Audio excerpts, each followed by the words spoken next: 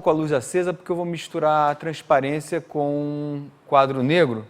Se não der para enxergar direito, vocês falam, eu apago um pouquinho, dependendo do gráfico. A gente apaga, vê a transparência e volta para o quadro negro. Isso aqui tem duas coisas que eu fiquei devendo para vocês, pelo menos na minha cabeça, eu fiquei devendo para vocês do artigo do Rosales e Papanicolau. Tá? Então, a primeira coisa, eu olhei muito rapidamente no artigo deles, e eles não falam, vamos botar aqui do lado, eles não falam aonde eu passei o olho, não falam que H de x é média 0. Eu acho até que tem que ser, ficou meio campo assim, não sei. Teria que parar e ler de novo, mas fica então, se alguém algum dia for ler. Mas eles falam uma coisa também que eu esqueci de falar, que eles meio que de certa maneira normalizam a função A auxiliar, que seria o F1, eles normalizam essa função auxiliar para ter média 0. O que também não sei se tem a ver com o fato do H ser média 0. Enfim, e eu penso nisso por causa também, se eu tiver uma topografia, sei lá, periódica assim, certo? E aí eu tenho que dizer onde é que a velocidade é 1. A profundidade é normalizada como 1 aqui, ou aqui. Então eu tenho que prestar atenção nessas coisas, tá? Então eu passei o olho rapidinho, não parece que eles dizem que isso aqui é média 0, talvez seja. Esqueci de dizer que isso aqui é média 0. E enfim, mas são só detalhes, para se alguém for ler o artigo algum dia em mais detalhe, que nenhum de vocês vai apresentar esse artigo, mas saber e também ficar registrado no vídeo. E a outra coisa que eu fiquei devendo é a simulação no problema com... Isso aqui, inclusive, é uma onda solitária, eu acho que é um problema fracamente não linear. Deixa eu pensar, eu acho que é. É águas rasas, não é teoria do potencial, é águas rasas, mas é um código que não era meu, que é com unidades físicas e tudo mais. Eu fiz também com teoria do potencial e eu comparei o caso fundo plano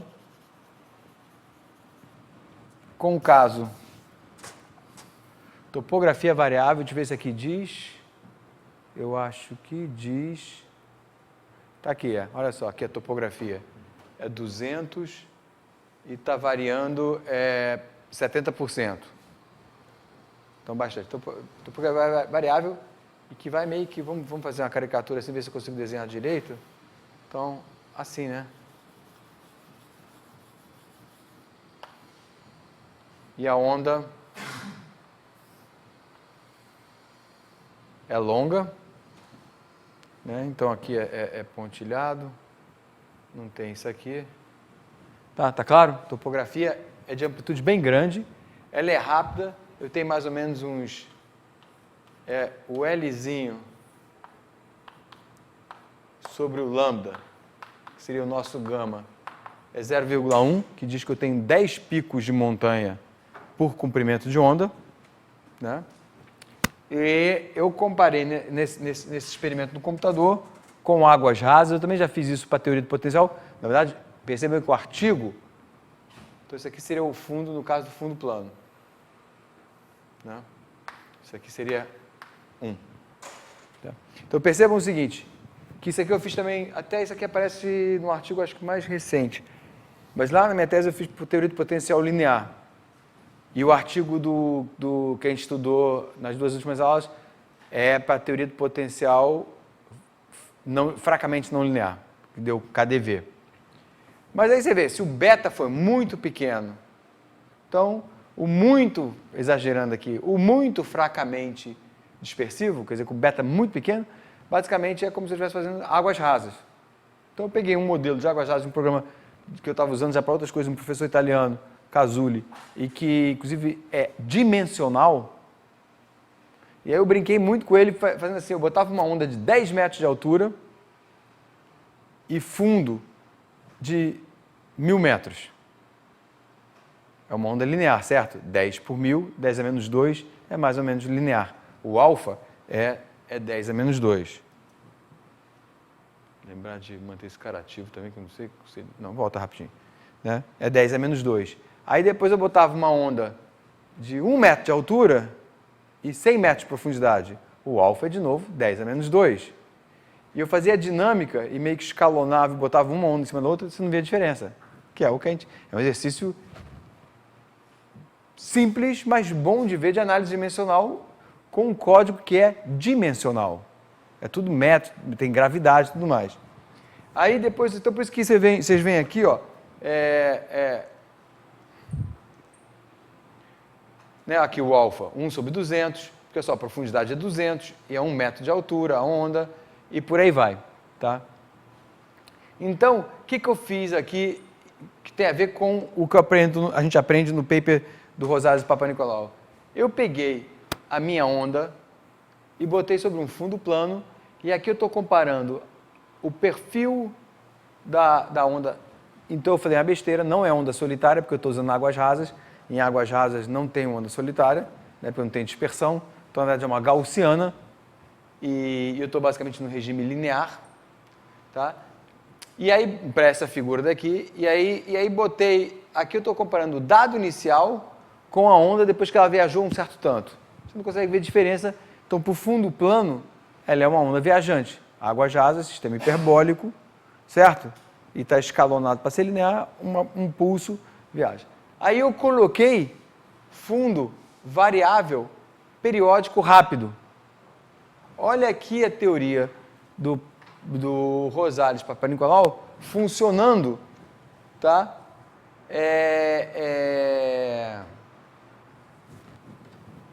Compara isso aqui com isso aqui. Então, funcionando a olhos vistos. Como? Primeiro, a forma da onda não mudou. Certo? O que a KdV linear, aqui não seria a KdV linearizada, mas seria no espírito do caso hiperbólico, seria uma equação da onda com uma velocidade efetiva. Certo? Onde o C é um C efetivo, porque é como se fosse uma equação da onda, porque o problema é hiperbólico linear com coeficiente variável. Aí você calcula a velocidade efetiva, aí você calcula a velocidade numérica, não é efetiva, é numérica, e deu 0,98, aproximadamente 1, com o código dele.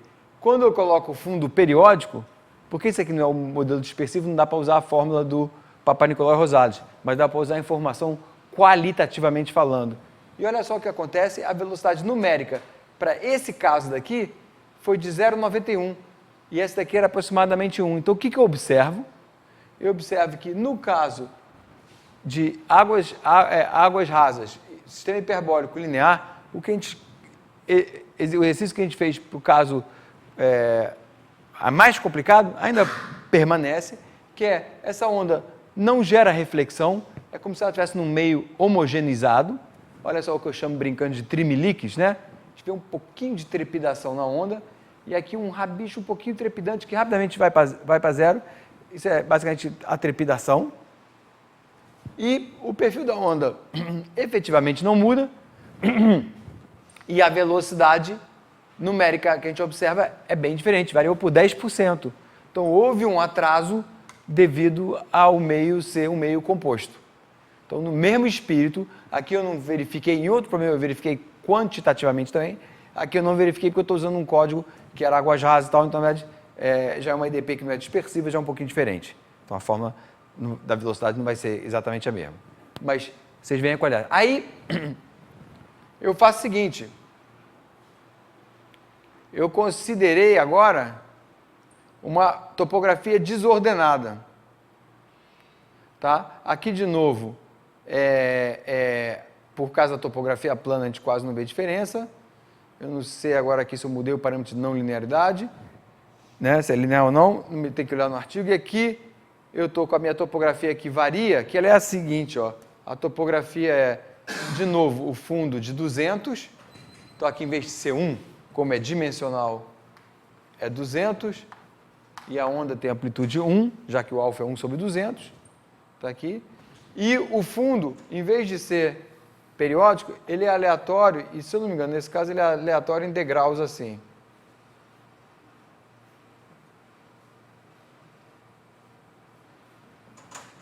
Tá? Nesse exemplo, onde esse N daqui representa a parte desordenada, com uma amplitude de 60 em vez de 70, tudo bem, mas é de amplitude grande, onde eu escolho, usando um gerador aleatório de números, eu escolho uma altura aleatória em cada ponto desse, podendo ir de mais a menos delta, onde o delta é o 60. Então, esse nzinho de x é uma sequência, uma sériezinha de números aleatórios que eu pego, por exemplo, no MATLAB, que varia de menos 1 a mais 1. Certo? Uniformemente distribuído, que significa que todo mundo tem a mesma probabilidade entre menos 1 e mais 1 de ser sorteado. Aí gera essa sequência assim, de número e sai mais 0,3, menos 0,22, e aí eu boto aqui na minha malha isso aqui, pego o degrau, e então são degraus que, ou seja, com esse comprimento aqui de correlação fixo, tá? Que é 1/10 da onda, você está na mesma escala, na mesma microescala do que o caso periódico. Diga, Lucas. Acho que tu já me respondeu, quer dizer, para cada ponto você sorteia um delta, você não escolhe os pontos aleatoriamente. Não, então o que eu faço é assim, vamos fazer aqui em cima. Eu tenho, como eu já sei que vou fazer isso numericamente, mas como eu vou ter, usando terminologia de probabilidade, eu vou ter um processo estocástico que é discreto, não está variando continuamente em x, então o que eu faço é o seguinte, eu pego pontos, os pontos são uniformemente espaçados, tá? E que isso aqui, basicamente, na terminologia de probabilidade, vai ser o comprimento de correlação, né? Porque, na verdade, assim, é o seguinte, né? Que, aí eu faço o seguinte, antes de explicar o comprimento de relação, aí sorteio isso aqui, tá? E aí agora que é o correto de falar de comprimento de correlação, que é o mesmo que é o espaçamento, porque na metade da separação entre eles, certo? E eu digo que em cada intervalo desse, eles não estão correlacionados, ou seja, o sorteio é completamente independente, certo? Do anterior. Então, aí aqui eu boto, como eu quero uma interpretação física, eu boto um degrau, aqui boto outro degrau, aqui boto outro degrau, e aí eu vejo aqui a minha topografia, e certamente essa altura desse degrau é, estatisticamente falando, independente dessa. Por isso que o comprimento de correlação é esse carinha, essa separação daqui. Tá? E o comprimento de correlação aqui é do mesmo tamanho do período aqui. Tá? É rápido. Então é o mesmo Lzinho.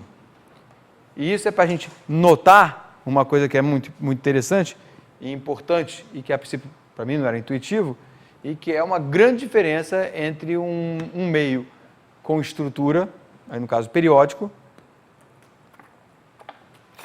para um meio desordenado, que não tem ordem, e que aí você pode modelar como sendo um processo estocástico, que significa um processo estocástico aqui nesse caso discreto, significa que em cada pontinho desse tem uma variável aleatória, uniformemente distribuída entre menos delta e delta, certo?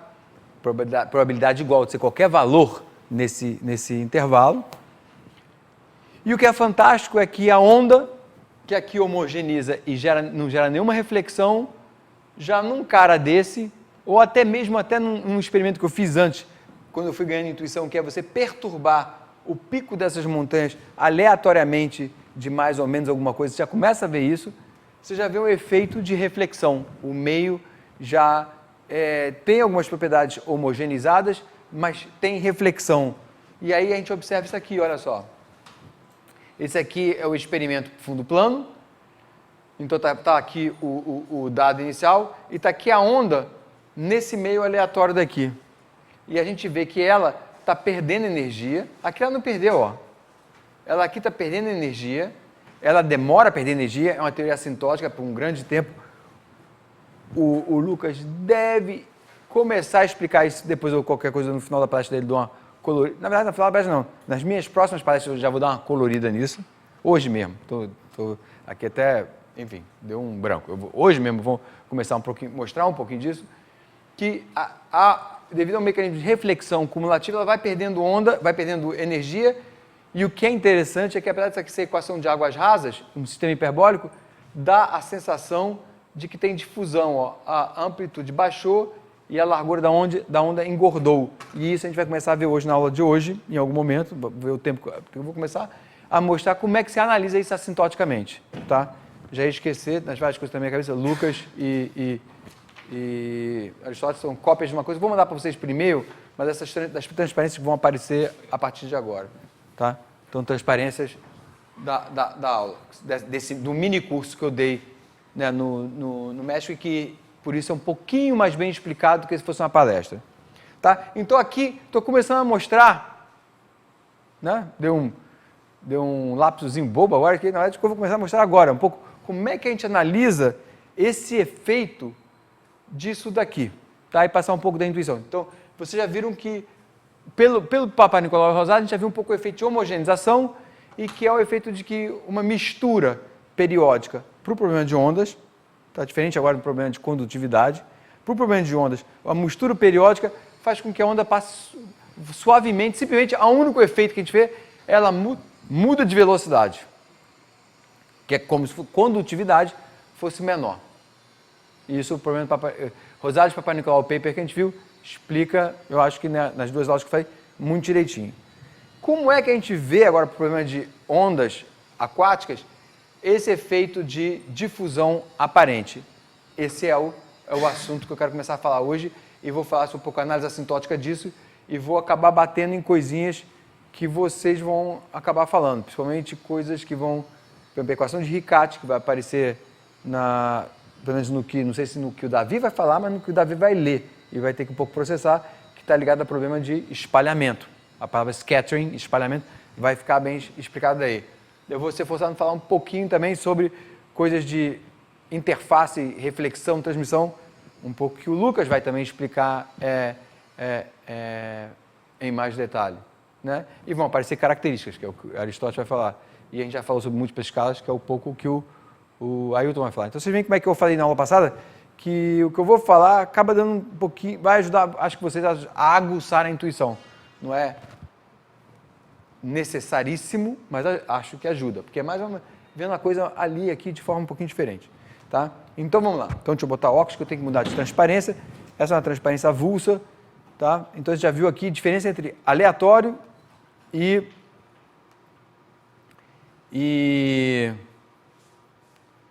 não aleatório, né? E periódico. Deixa eu ver se eu falo disso agora ou eu falo disso depois, deixa eu ver. Eu vou falar, acho que isso depois. Essa inclusive, coleção de transparência, eu não dei para vocês. Então, eu preciso falar do seguinte. Assim, parte 1 é motivar, isso também eu não dei para vocês. Vou mandar isso tudo para vocês por e-mail, mas eu só estou dando em xerox para também não gastar papel à toa, o que eu realmente vou falar em mais detalhe hoje. E depois eu vou mandar isso aqui por e-mail para vocês. Então, olha o seguinte, deixa eu começar com o que eu vou falar hoje para vocês e dar um parênteses antes. Então, isso aqui eu não imprimi para vocês para não gastar uma folha de papel para ser ecologicamente correto, né? Então, já imprimi a partir daqui. Ou nem isso aqui, né? Imprimi a próxima, certo? Não é isso aqui, a partir daqui que vocês têm. Mas vocês vão receber isso tudo por e-mail, tá? Então, a gente vai fazer análise assintótica a nível de soluções. Mas, para isso, eu ainda preciso um pouquinho de análise assintótica a nível de EDPs. E aí eu vou contar a história muito rapidamente, só para vocês verem e que vamos ver o que acontece. Então, olha só, eu estou interessado em estudar teoria do potencial, eu tenho que voltar agora um passo atrás e ver teoria do potencial num cenário assim, ó, onde eu tenho montanhas no fundo. E as minhas montanhas variam, tem amplitude alta, como eu falei aqui, e não tem estrutura. Está aqui uma que não tem estrutura e que, em vez de ser constante por partes, é linear por partes. E que eu também posso construir da mesma maneira que eu construí essa. Eu sorteio, faço meu processo estocástico aqui no meio, que é onde tem as esquinas, e em vez de botar uma coisinha constante, eu ligo elas. E aí o comprimento de correlação é maior, porque, na verdade, os dois pontos sorteados, tem, o que está tudo no meio ligado, tem correlação. A correlação, então, é um pouquinho maior, certo? Porque daqui para cá já é independente, mas se eu ligar daqui para cá, isso aqui é dependente disso e tal, então o comprimento de correlação é um pouquinho maior. Aqui é constante e ali é linear por parte, né? Mas eu posso usar o meu... A distância dos picos, ela varia? Não. Aqui, pensa que aqui, para o problema que eu vou estudar, a distância dos picos é a mesma que o Lzinho daqui, que é o mesmo que o período ali, tá? Então, deixa eu pular aqui. Aí, olha só, aí eu preciso fazer o seguinte, eu estudar teoria do potencial fracamente não linear, ou até mesmo a linear, estudar teoria do potencial num ambiente desse, numa faixa dessa, a gente já viu que com fundo plano, a gente já não conseguia escrever a solução de forma fechada, certo? Que tinha aquelas integrais de Fourier complicadas. Então, meu primeiro passo, né, eu fiz um pouco disso na minha tese, que era o problema linear com a teoria do potencial. Aí eu queria estender também para o caso não linear e tal, então eu fiz o seguinte, na verdade estou contando a história um pouquinho errada. Então, na minha tese eu fiz para o caso linear, mas eu usei o mesmo truque, já vem desde a minha tese, que é de aplicação conforme, que eu vou mostrar para vocês como é que ele aparece. Então, a aplicação conforme aparece assim, ó. Deixa eu talvez fazer isso aqui ficar maior.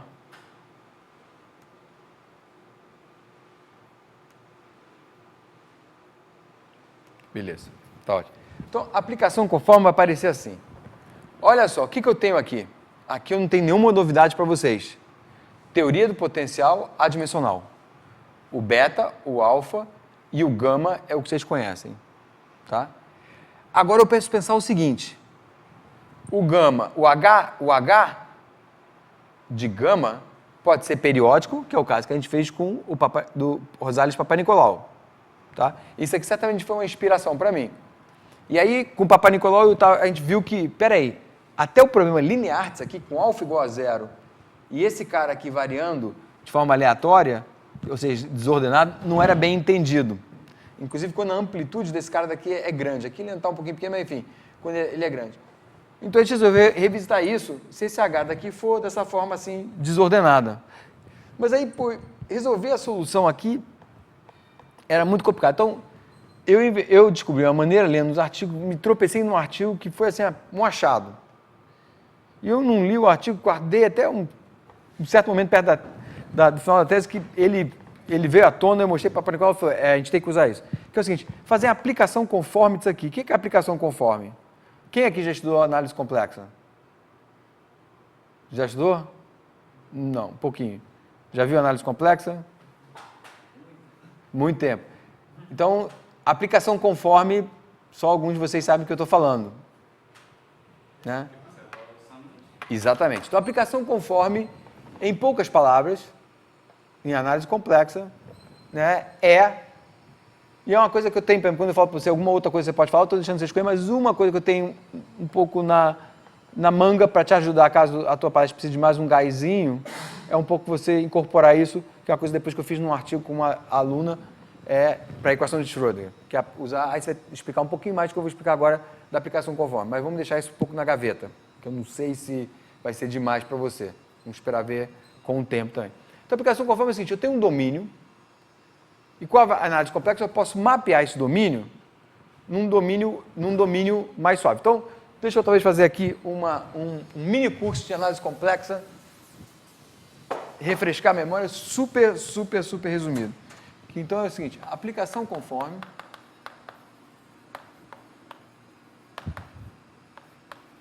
análise complexa, tá? E, por exemplo, né, a gente sabe que a gente pode mapear, que a aplicação é uma teoria, e tem teoria de mapeamento, né, que é mapear um domínio no outro. Tá? E tem o teorema de Riemann, que diz que toda região simplesmente conexa pode ser mapeada no disco. Tá? Então, esse é o famosíssimo teorema da aplicação de Riemann. Né? E aí, no meu caso, então deixa eu ir direto para o meu caso, a aplicação conforme que eu vou usar, vou começar com um caso suave. Com um caso suave é para faixa. Então, na verdade, a gente faz do domínio canônico, a aplicação é do domínio canônico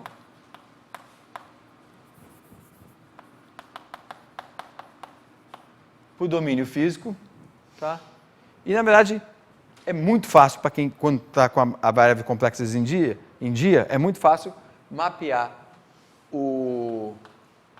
a faixa uniforme no disco. Você usa exponenciais, enfim, senos hiperbólicos, esqueci agora o detalhe. Você usa senos hiperbólicos, enfim, que está associado a exponenciais, tá? Então, você pode mapear isso aqui, nisso aqui, dentro da faixa, tá? Então, tudo isso está meio que ligado, então nem vou botar isso aqui, o disco. Então, isso aqui é chamado domínio canônico, e no domínio canônico, no plano complexo, o meu sistema de coordenadas é trivial. Isso aqui tem sido uma ferramenta para mim, em várias questões de pesquisa, super útil. Né? A ideia certamente não é minha, mas né, inclusive é antiquíssima, né? Isso o pessoal fazia muito tempo. Então, eu tenho variáveis que se, certo? Então, eu tenho essa minha variável complexo W é xi mais zeta, certo? Estou no plano complexo W. E esse aqui é meu domínio físico. No meu domínio físico, a minha variável complexa é a que a gente está acostumado a pensar. Então, isso aqui eu chamo de plano W, plano Z, esse aqui é o domínio canônico, esse aqui é o domínio físico. Já para ver, esse aqui é onde as minhas ondas vão viajar, meu fundo e o canônico. Então, isso aqui é 1 a 1, então eu posso ir e voltar. Que eu gosto muito de pensar, vocês vão ver a figura já, que na verdade, quando eu faço essa aplicação conforme quando eu faço no computador, eu tenho como dizer que esse sistema de coordenadas que aqui é cartesiano, olha, essa fronteira daqui vai para essa fronteira daqui vai para o fundo. E como o Davi lembrou, preserva ângulos, o sistema de eu vou ter um sistema de coordenadas curvilíneo aqui, que é assim, ó. Isso é uma caricatura, vocês vão ver um desenho agora bem melhor, mas é só para a gente poder discutir aqui.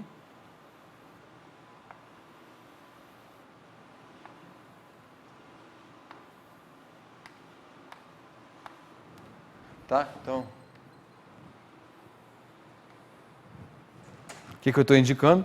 Sempre cruza 90 graus. Se cruzou aqui a 90 graus, cruza lá a 90 graus. Tá? Vantagem disso, que para mim, na hora que eu bati o olho, eu falei, isso dá samba. Por quê? Porque em variáveis complexas, e como isso é uma aplicação conforme, uma função que é analítica aqui, a parte real de uma função analítica é a harmônica e a parte imaginária também é harmônica. Então, isso significa que a função que é analítica aqui, e logo harmônica aqui, vai ser harmônica aqui. E como eu estou resolvendo aqui o Laplaciano é invariante, essa troca de variáveis. Então, eu posso pensar como se eu estivesse resolvendo meu problema aqui em variáveis curvilíneas, ortogonais. A minha condição de Neumann aqui, ela é trivial, porque ela seria d zeta igual a zero. Certo? Então, nesse sistema de curvilíneas, aqui em zeta é zero. Então, essa troca de variáveis, essa aplicação conforme saber ir para lá e para voltar, em teoria, cadê meu óculos? Ah, tá aqui. Ela facilita a minha vida muito, além de ser muito linda, porque traz comigo, para mim, muita coisa da estrutura de variáveis complexas, que é conhecidíssima e super enxuta. Variáveis complexas, né, super suave, enfim, muitas coisas variáveis complexas. E tem uma outra aplicação conforme, que é a que a gente usa no computador, porque extrair número dela é difícil, mas ela se chama aplicação, mas é antiquíssima. Vide o nome dos craques que estão relacionados. Aplicação de Schwarz-Christoffel. Tá? E tem até um programinha MATLAB que eu uso para isso. A aplicação de Schwarz-Christoffel é uma aplicação que permite mapear para o disco e, consequentemente, para a faixa, domínios poligonais, com esquinas. Então, você pode, por exemplo, mapear o quadrado no disco. Você pode mapear, por exemplo, uma faixa com esquinas, que é o que eu quero, na faixa lisinha. E aí, olha só o que vai acontecer. Então, vamos ver se eu consigo, com esse resumo rápido, mostrar o que vai acontecer. Então, eu trocando essas variáveis, olha que linda isso da figura, que é feito no MATLAB, muito melhor do que o meu. Eu fiz um desenho super maluco, como se fosse até uma estrutura submersa no fundo do mar, ou seja, o perfil, inclusive, nem é o grafo de uma função, né? Porque aqui tem vários valores, mas é um fundo. E olha só a ginástica que ela faz aqui para chegar tudo a 90 graus. Isso é feito no computador, com MATLAB. Tá? E aí, né, aplicação de Schwarz-Christoffel, aqui, ó, para o meu caso de fundo, né, cheio de esquinas. André, só por curiosidade, como é que você consegue mapear o fundo ali naquele caso com uma função? Tá bom, boa pergunta. Deixa eu dar mais uma informação, que aí eu acho que eu respondo a tua pergunta. que a aplicação de Schwarzkopf faz? Deixa eu fazer esse desenho aqui, só assim. Deixa eu fazer só essa marquise. Tá bom? Então, o que a aplicação de Schwarzkopf faz?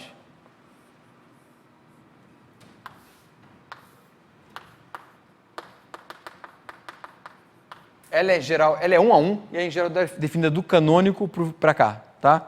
Mas você pode ir e voltar. A grande dificuldade dessa aplicação, desse problema, analiticamente falando, e aí também é a dor de cabeça numérica, e eu vou responder sua pergunta, como é que eu lido com esse grafo, é o seguinte. Você tem as coordenadas no plano complexo desses pontos. Os pontos cruciais na matemática são as esquinas, os vértices. Tá? Então, vamos fazer um quadradinho neles. Porque no modelo computacional também são. E a gente pode dizer que tem um vértice no infinito. Tá? Como se esses pontos aqui se juntassem no infinito. Tá? O grande problema aqui é um problema não linear, apesar que a aplicação conforme funções harmônicas, é saber quais são as pré-imagens desse cara. Então, veja bem, isso aqui, definir essa fronteira, foi a primeira pergunta que você me fez? Problema nenhum. Esse ponto aqui é 1, 2, 3, 4, 5. Isso aqui é Z5, que é igual a X5 mais Y5. Está aqui X5 e Y5. Certo? Nada demais. Então, essa não função, mas esse perfil, certo? Defini-lo por partes. Aqui é constante, constante, constante. Nada demais. E o que o problema tem que resolver da aplicação conforme é saber as pré-imagens. Então, eu vou chamar isso aqui de 2, 3, 4, 5, 6 e 7. 1 e 8. É o seguinte, 1 e 8 continuam indo para o infinito. E a aplicação conforme para mim é um pouquinho como brincar com massinha de modelar. Mais ou menos falando que é pegar esse domínio e fazer assim, tac, esticar ele de uma forma artisticamente, magicamente perfeita, que você preserva os ângulos, vide aquilo, então não é só esticar, mas é esticar, fazendo né? com que esse esqueleto de grade, a matemática é o lado conforme, como foi dito aqui um de vocês dois, e o problema difícil é que esses pontos vão cair em lugares assim, ó. Deixa eu fazer pontinhos para as pré-imagens, porque eu não vou ficar dizendo quadradinho, então vai ficar uma coisa assim, infinito,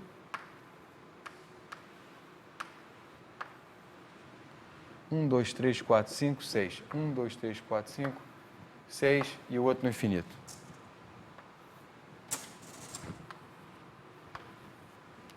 E é um pouco que você tem que o MATLAB vai descobrir para você.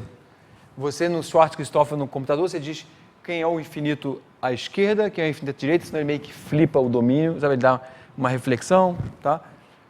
E aí esses pontos daqui, que são as pré-imagens,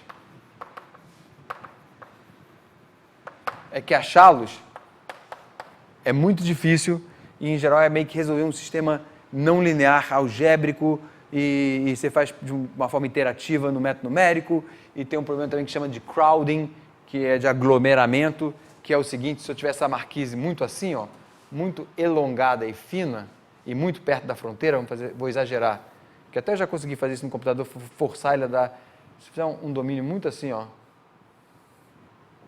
muito elongado e muito próximo da fronteira, o problema matemático está ok, ele é 1 a 1.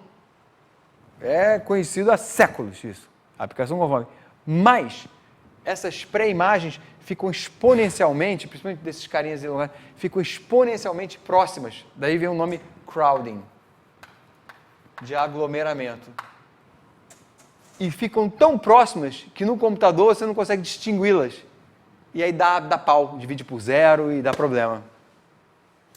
Então, o crowding fica exponencialmente, e é altamente não linear. Você mexe um pouquinho nos parâmetros, isso aqui não linear nesse sentido, isso aqui não, sabe, você duplica essa dimensão, aqui não duplica o afastamento, então é extremamente não linear e em alguns momentos dramático, é exponencial, e você não consegue mais ver, porque exponencialmente fica próximo do computador, você não consegue distinguir, você não tem precisão para isso, tá? Então, Então, respondi a sua pergunta, Lucas. Tá? Defino assim. Né? Isso aqui, como funciona, tem que definir por partes, por segmentos, mas no computador é fácil. Inclusive, no Schwarzkopf você pode fazer até isso na mão. Tem o programa do Driscoll é super esperto, você vai lá e clica esses pontos aqui, papai, ele mesmo acha os valores e você pede para mapear e por aí vai. Tá? E aí depois você pede para graficar as linhas curvas de nível, é isso que está fazendo, e gera essa figura maravilhosa. Que eu acho, né, linda essa figura, que você vê as curvas, os ângulos pesando. Está aqui. Aí, como na época eu tinha até lido umas coisinhas sobre problemas de dispersão sobre cidade, aí eu fiz esse grafiquinho aqui como se fosse uma cidadezinha e mapeei, né? Mas você vê que, né, Marquise, isso, aquilo. E está aqui a teoria do potencial nesse novo sistema de coordenadas. E aí que eu vi que eu tinha jogo, né? Desde a minha tese de doutorado eu sabia que eu tinha jogo, já usei isso na minha tese de doutorado. E vocês vão conseguir ler isso comigo. Então, o artigo, para deduzir essas equações que eu vou deduzir agora, eu publiquei na revista SAEM de Matemática Aplicada, a SAEP em 2003. Mas, na verdade, é uma ideia que está desde na minha cabeça da minha tese. Eu terminei minha tese em 89. Então, a coisa estava lá, não tinha tempo de fazer, precisava ver se era um pouco viagem minha. E, finalmente, de fazer análise assintótica com fundo variável.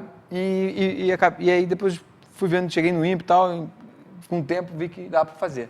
E a ideia, hoje em dia, é simples. A coisa que parecia nebulosa na época, depois você entende, a ficha cai, como eu gosto de quer dizer, a ficha cai.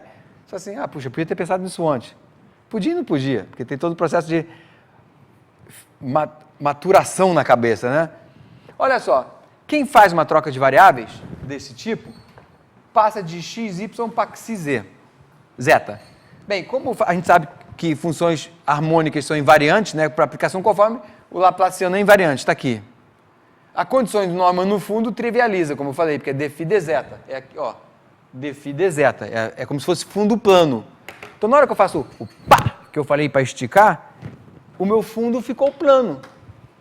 Bom, né? Posso fazer aquela série de potências que a gente fez para fundo plano. Certo? Somatório. Posso e vou fazer. Preço que eu pago. Tem que pagar um preço. Cobertor curto. Puxa lá, descobre cá. Certo? Qual é a dificuldade? O que descobriu? Qual é a dificuldade que aparece? As equações de fronteira livre, tá? O meu eta, que é a elevação da onda, agora se chama N, porque no novo sistema de coordenadas, tudo bem, mas o meu sistema, que era coeficiente constante, agora ficou coeficientes variáveis por causa do J, o jacobiano. Porque aqui, cada vez que eu mudo uma derivada dφ dx, de eta dx para dφ de xi, né, por essas regras de troca de variáveis, o jacobiano aparece. Então, eu agora tenho que lidar com uma equação na fronteira livre que é coeficiente variável. Ela era coeficiente constante, virou coeficiente variável. Mas, com os truques que eu não vou falar aqui, porque não cabe e tal, a gente vê também o seguinte, que o jacobiano, que é isso aqui, ó, o jacobiano, o jacobiano, na verdade, é isso aqui, ó, né? Então, deixa eu apagar alguma coisa aqui. Não, vamos para cá. O jacobiano, na verdade, é isso aqui, ó, dφ de xi, dx de zeta. É esse determinante. Isso aqui é um determinante. Isso é o jacobiano. Mas Cauchy-Riemann, de variáveis complexas, Cauchy-Riemann me diz que isso aqui é verdade. Ó. Isso é Cauchy-Riemann. Então, está ligado, é um probleminha, né, elíptico que está... Então, de novo, eu falei para vocês, né, durante o curso eu ia acabar falando de coisas elípticas. Cauchy-Riemann vem de aplicação conforme, mas também é, né, um problema elíptico.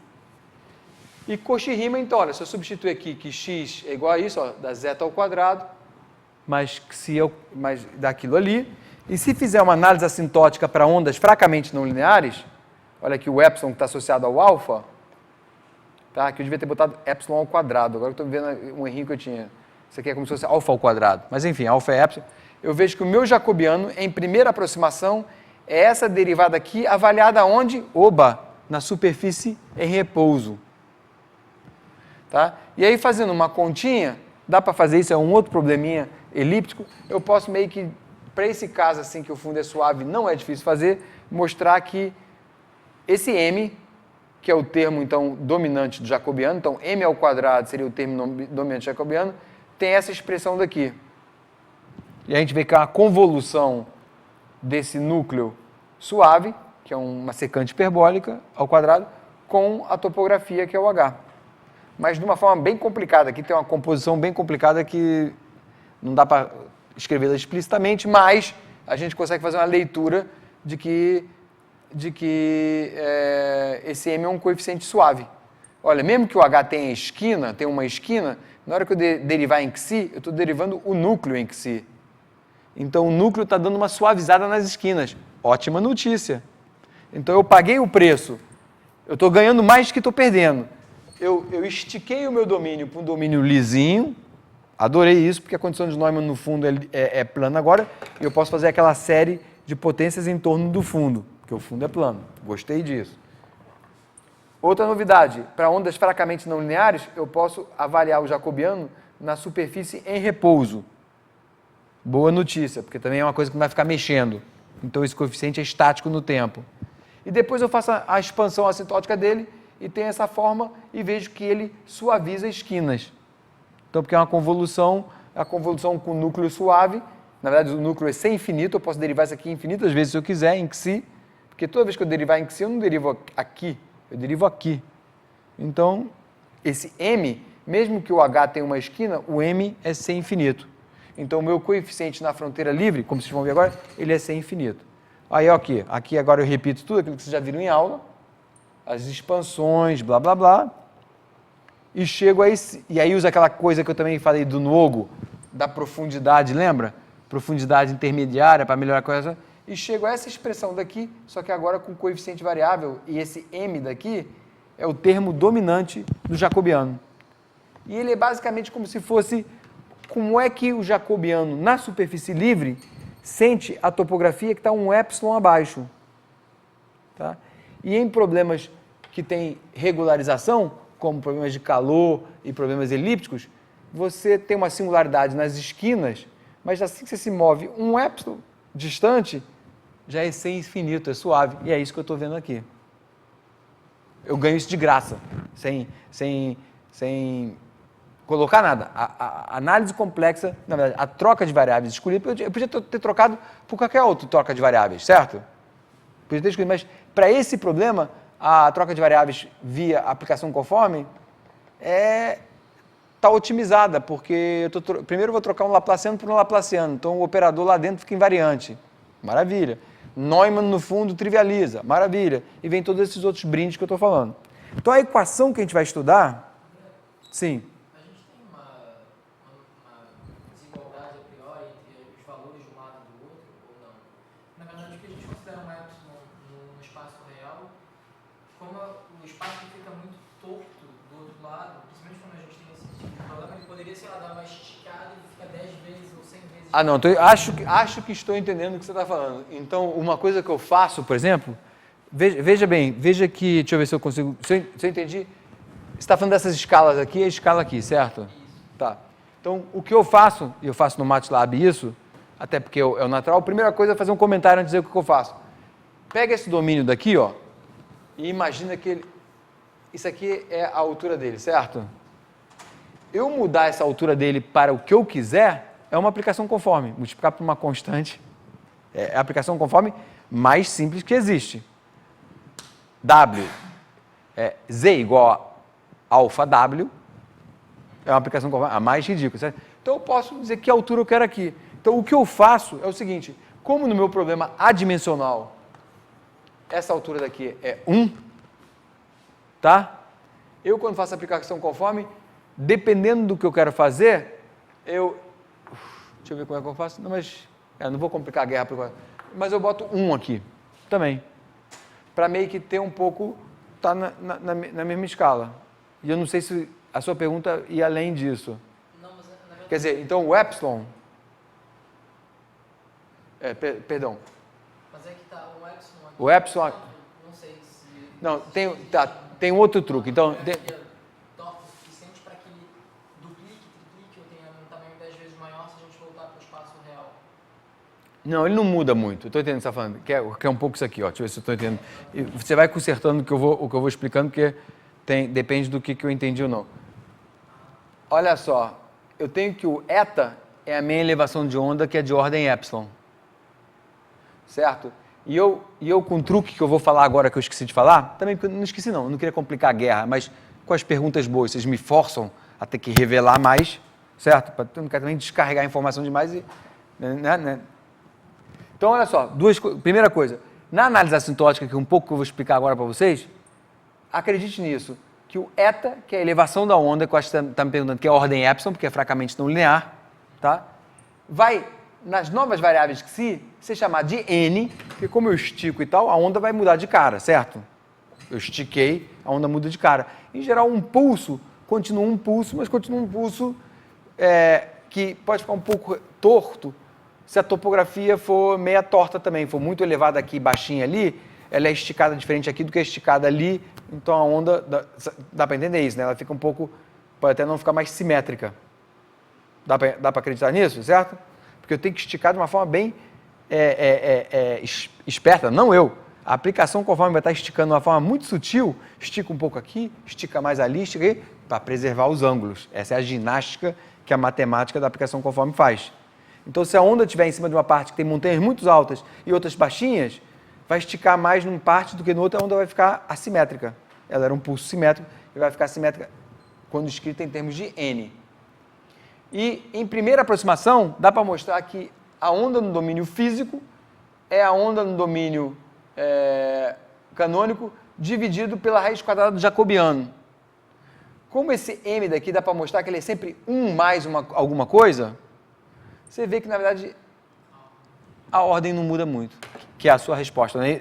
A sua pergunta, não é isso? É a resposta da sua pergunta. E o truque para conseguir isso, agora tem que contar. Eu não ia contar porque era um pouco complicar mais o jogo, mas agora dá para ver que vale a pena contar, que é o seguinte, o truque para poder ter essa aproximação, e esse truque foi justamente do artigo que eu levei comigo, que eu descobri na minha tese, e mostrei para o Papai Nicolau, ele falou, acho que tem jogo aí, que é um artigo que não era muito bem escrito. Então, na verdade, esse meu artigo aqui de 2003 foi um pouco fazer uma limpeza nesse artigo da Journal of Fluid Mechanics e botar algo mais. Mas a primeira parte era só fazer uma limpeza, que ele não usava variáveis adimensionais, é um pouco bagunçado. Mas ele usava um truque que era muito bom e fundamental, que era refletir o domínio. O que é isso? Então, deixa eu ver se eu consigo fazer um desenho simples. Vamos supor que eu tenha... Deixa eu fazer só um domínio assim, bem simples. Vai ser mais fácil de desenhar. Esse é o meu domínio para a minha onda. Eu tenho um degrau no fundo do oceano. Uma estrutura, né? O que o Hamilton fez...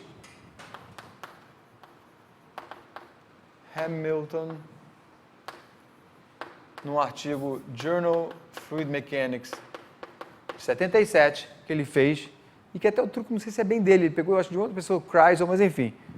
Mas o artigo dele tinha muita coisa interessante, precisava de uma limpeza, mas tinha muita coisa interessante. Ele pegou e refletiu esse domínio, matematicamente eu posso fazer isso.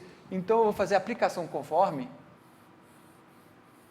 desse domínio numa faixa. Observe que a metade de baixo do domínio é o meu domínio físico. Isso é um truque matemático. Posso fazer isso? Claro que posso. É matemática. Eu estou mapeando um domínio no outro e eu sei que a minha água está no andar de baixo. Certo? E aí o que eu preciso é saber meu jacobiano aqui para essas equações. Vantagens do Hamilton ter feito isso. Onde é que estão as pérolas do truque? Primeiro, com isso ele garante, né, dentre outras coisas, que também, enfim, fica fácil, né, de que o eixo de simetria, que é a superfície livre em repouso, vai para a superfície livre em repouso de forma lisinha, bonitinha e tudo mais. Tá? Primeira coisa. E a segunda, que eu acho que é a mais importante, é a seguinte. O sistema de coordenadas aqui, tá? Vai para um sistema de coordenadas, que seria essa linha daqui, né? Se eu tivesse, eu uso cores, né? Para ficar mais fácil. Essa linha daqui vai para essa daqui. E, deixa eu ver, botar essa aqui. Essa azul. Essa azul. E deixa eu fazer mais uma. Deixa eu ver aqui. Vou chamar essa aqui a verde. Essa verde é algo...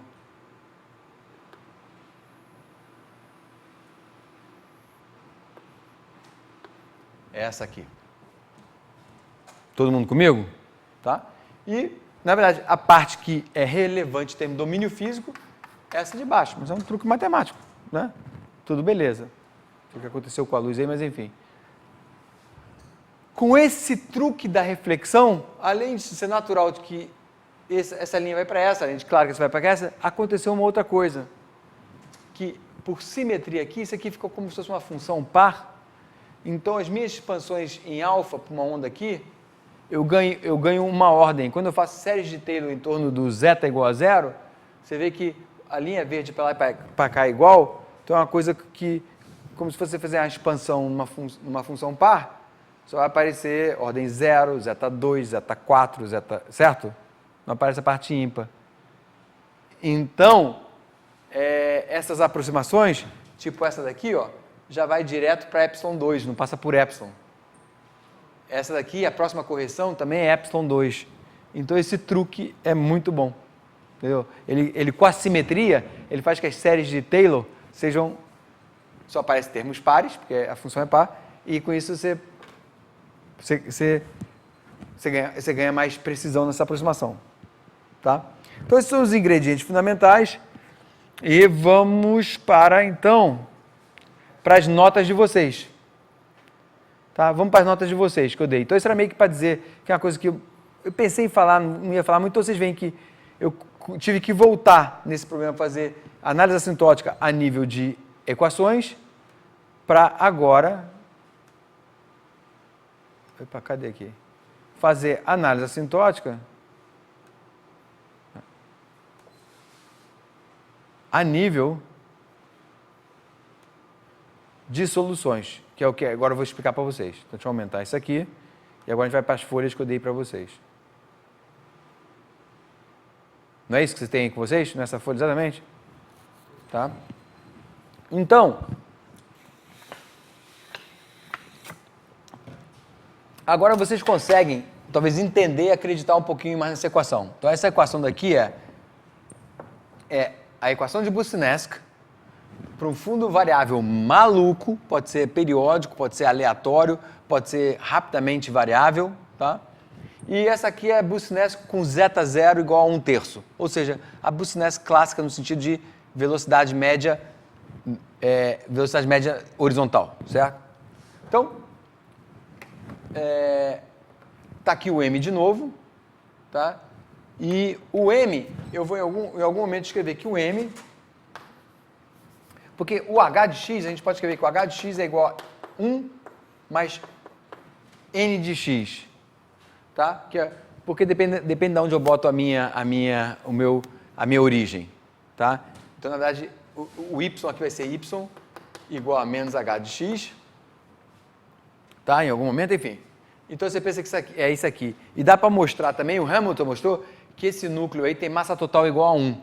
Então, se o H for 1, a integral dá 1. Tá? E olha que legal também, quando o beta vai para 0, é como se fosse vai para uma função delta. Ele recupera o H.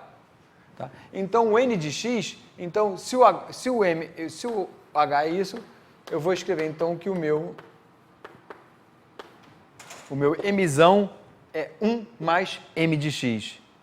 O que lembra para a gente o seguinte, e o que é natural, se o fundo é plano, o jacobiano é a identidade, é 1.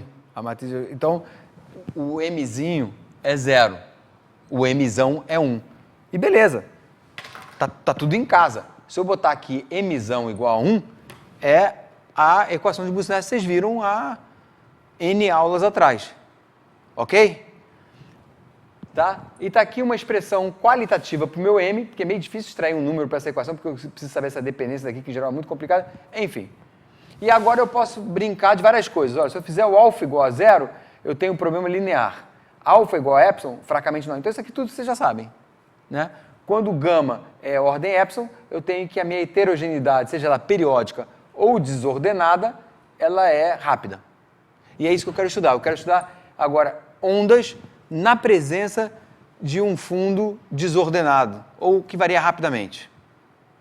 Tá bom? E aí, um pouquinho disso, um pouquinho de como é que se faz reflexão, transmissão, um pouco é a tarefa do Lucas. Vai pegar uns probleminhas mais simples que esse para início de conversa. O probleminha mais simples, Lucas, você vai pegar de acústica, que é aquele 3.3, se não me engano, a equação, a primeira equação que eu te mostrei, é, na verdade, quase que igual a essa equação aqui, com alfa igual a zero e beta igual a zero. Porque se eu fizer alfa igual a zero e beta igual a zero, isso aqui é muito parecido com as equações acústicas e é um sistema hiperbólico linear com esse coeficiente variável e pronto. Se ele for periódico ou se ele for aleatório ou desordenado, é um pouco que você vai falar. É muito parecido, mas você faz o que está no livro para seguir a notação deles. Tá? Aí eu quero estudar, então, reflexão e transmissão. Tá? E aí está aqui, exatamente, quando eu dava essas palestras antigamente, e foi um pouco a ordem histórica da gente. Eu falei assim, poxa, quando eu deduzi essas equações, eu falei, beleza, e eu agora tenho um modelo que dá para a gente fazer uma sequência de complexidade natural e física, que é sair do linear sair do linear hiperbólico para o linear dispersivo, que é primeiro é tudo zero e depois eu faço o beta ser fracamente dispersivo. É uma perturbaçãozinha, que é o que eu vou explicar para vocês hoje.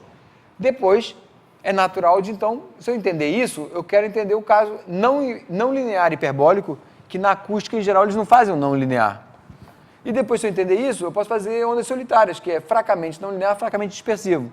Então, na época que eu dei esse mini curso aqui, essa parte aqui a gente não entendia ainda direito. Foi mais para 2007, tal, acho que 2008, que consegui entender um pouco melhor. Mas era um degrau a degrau indo enriquecendo a EDP, certo?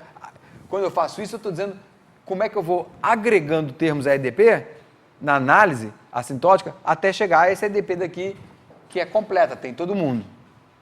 Tá?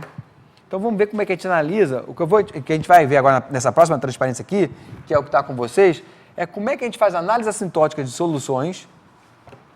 Tá? Então agora a gente vai fazer, porque veja bem, repito, eu acabei de fazer muito voando a análise assintótica das EDPs, porque eu cheguei na Busness coeficientes variáveis. Mas é uma análise assintótica que lembra muito, depois da aplicação conforme, lembra muito o que vocês já viram em sala. Série de potências, tá? Agora, eu tenho um modelo simplificado, que eu acredito que tem propriedades semelhantes ao modelo, à equação mãe, e eu quero entender como fazer a análise assintótica das soluções para ver se eu consigo ter uma fórmula. E aí virou a tese até do meu primeiro aluno do doutorado, Juan Carlos, terminou em 2002, problema linear, ver o efeito de um meio heterogêneo sem estrutura e que pudesse fazer, em algum momento, modelagem aleatória.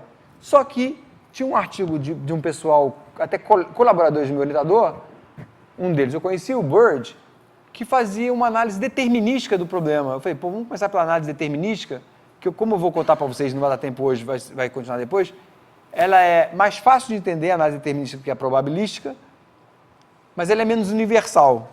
Então, de novo, é um toma lá da cá, como tudo na vida. Mas ótimo. Mas você quer começar a estudar uma coisa que você não entende, você vai começar pelo mais complicado? Não.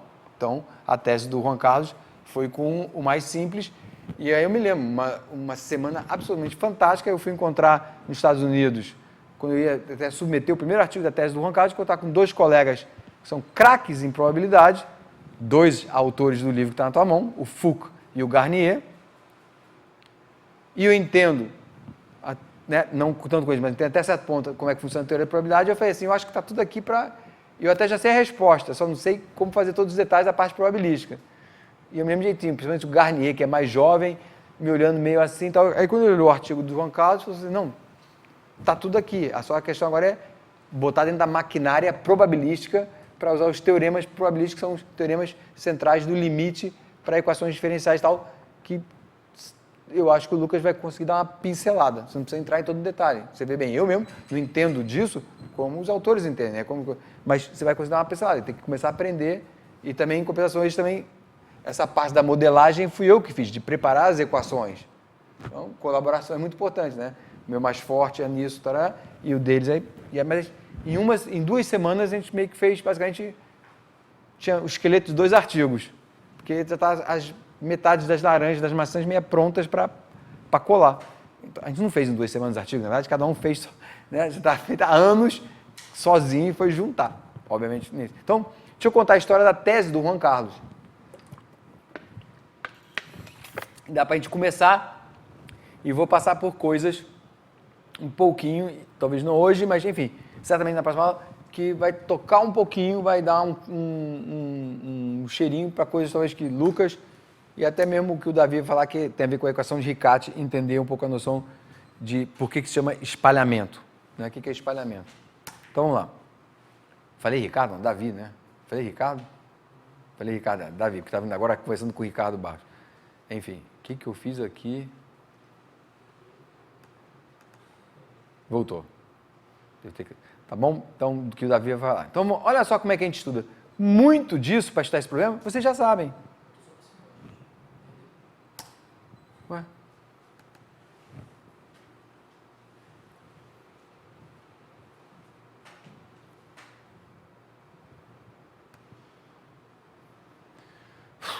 Saco. Estranho isso, né? Entrar no display de novo.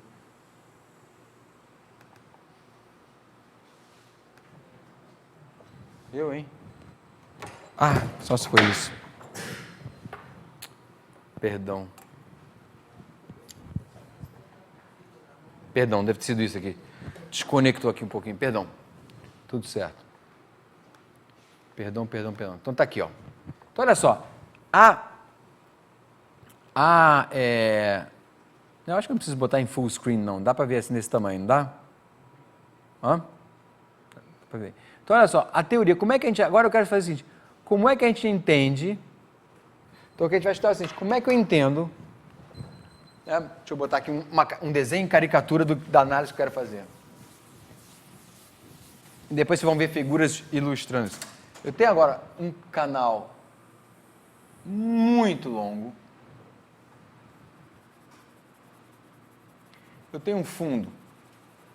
Vocês vão ver desenho desses mais precisos mais adiante. Né? Vai embora. Eu tenho uma onda aqui, na verdade tem assim. A onda vem de um fundo plano.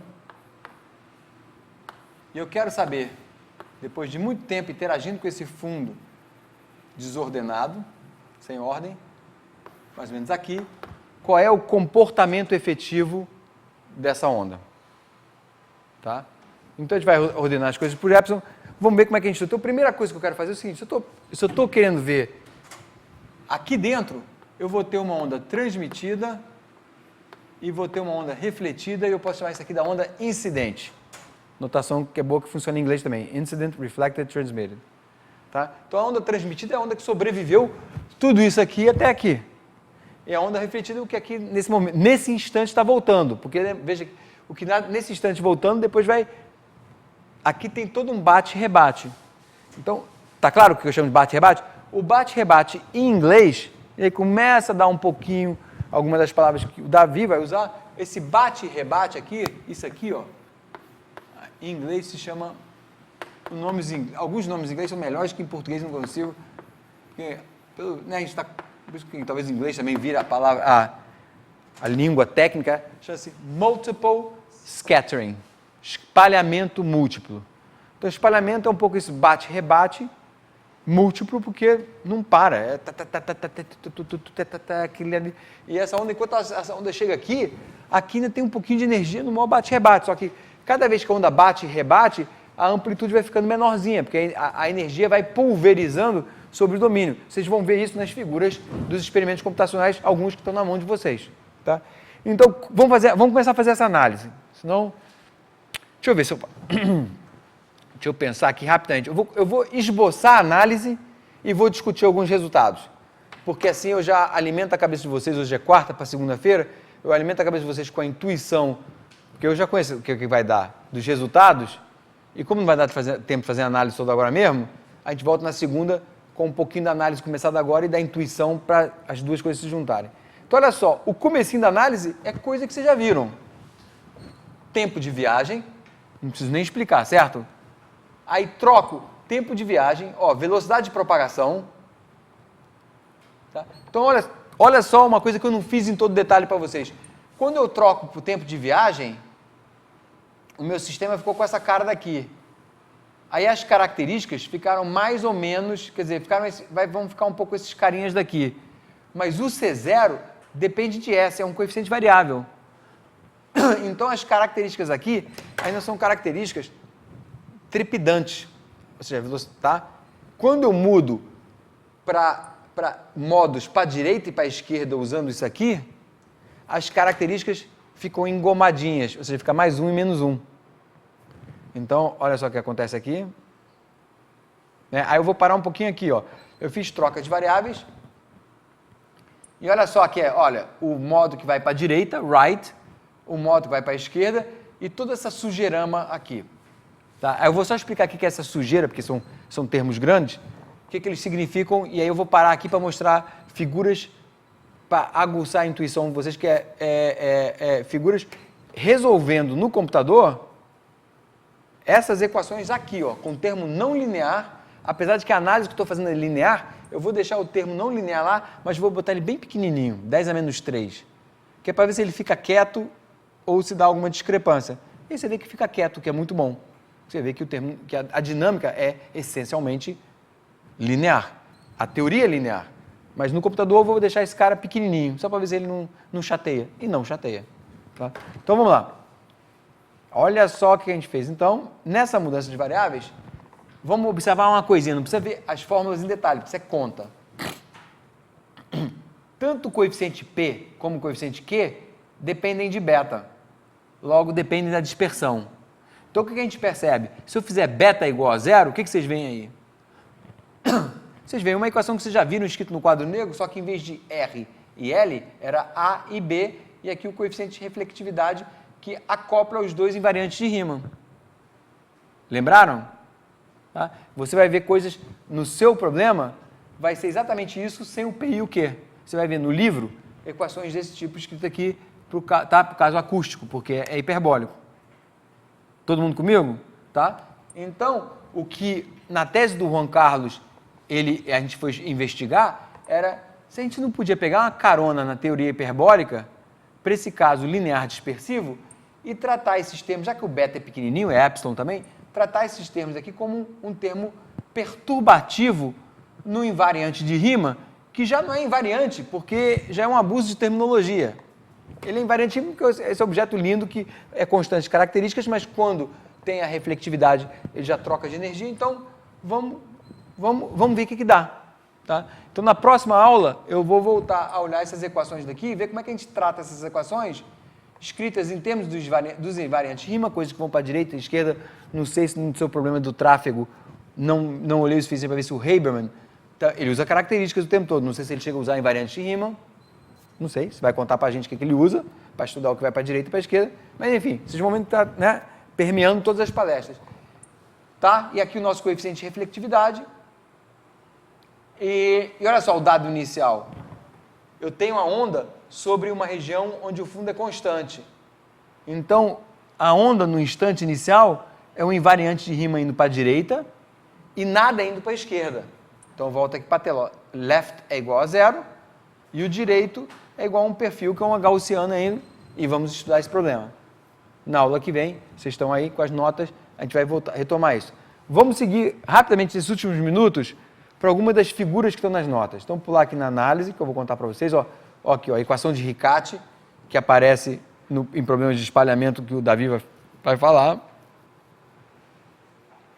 Exemplos. Olha só. Então, eu vou fazer exemplos desse tipo. Isso aqui é resultado no computador. Tá? Eu boto uma onda que é uma derivada de uma gaussiana. Depois eu conto para vocês porque eu uso a derivada da gaussiana. Mas, enfim, é um pulso. Isso aqui é um zoom. O fundo é aquele constante por partes. E isso aqui é um certo instante da dinâmica real. No computador e muito precisa, como a gente vai ver depois. Isso aqui é a onda viajando para a direita. A topografia está nessa região. Esse aqui é o sinal da parte que ainda está sob multiple scattering, espalhamento múltiplo, ou seja, bate e rebate. E esse sinal maluco que está aqui, como ele já está na parte onde a topografia é plana, essa parte daqui que eu separei aqui é um sinal maluco, mas que viaja para a esquerda com uma velocidade constante. Porque não tem mais espalhamento, não tem mais obstáculo. Então, é uma onda viajando para a esquerda. Tá? E é o sinal refletido que me vai ser útil para um problema, se eu tiver tempo, vou contar para vocês. Um problema fantástico, vou contar talvez vamos ver. E essa aqui é a onda transmitida.